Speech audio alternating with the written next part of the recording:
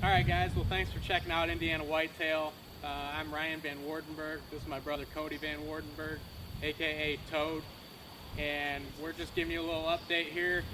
It's middle of September up here in Northwest Indiana, and we spent a little time this year tweaking our bows to begin with.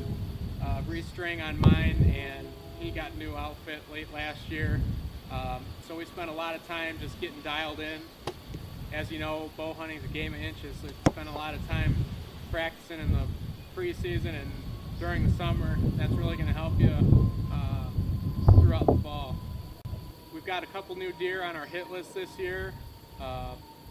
First one, personally on mine, is a deer I call Blade. He's got a couple bladed G2s, really nice buck, at least 4.5 years old. He's definitely number one on my list. I've also got a deer called the High-Low 8. I think he's a big 3.5-year-old, but he's not getting a free pass if he walks in front of me this fall.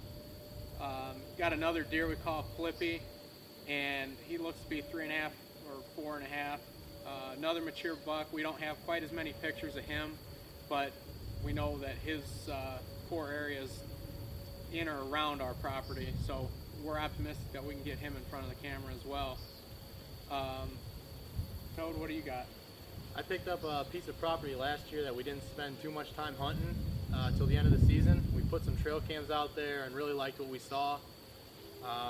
We got one real big 10 out there, 4 or 5-year-old, real mature, number one on my hit list for sure, 160 clax buck.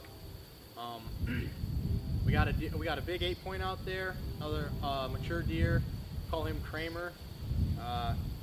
He's symmetrical on his one side, and his other side is just a straight horn coming out. Just sort of a, it's a nice deer, an interesting deer, but a deer we'd like to get out of there. Then we got a deer called Droopy Brow, which is a real big 8-point, and his brow tines are kind of sagging out. Named him Droopy Brow.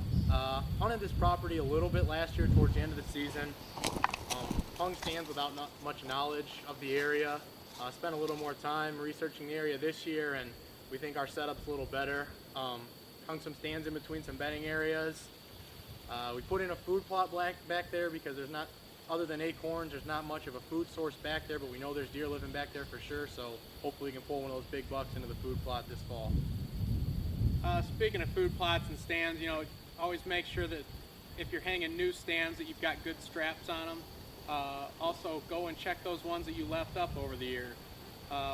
We take a lot of ours down just to get them out of the weather and to modify our layout for the following year based on what we learned, and just make sure that those straps are all good. Up here in Northwest Indiana, we've got a little bit of a warm spell going through right now. We'll try and keep you updated on pictures of these bucks and any information that we get, any deer that we take down this fall. Stay safe out there. Recommend a hunter safety system. We recently started wearing them.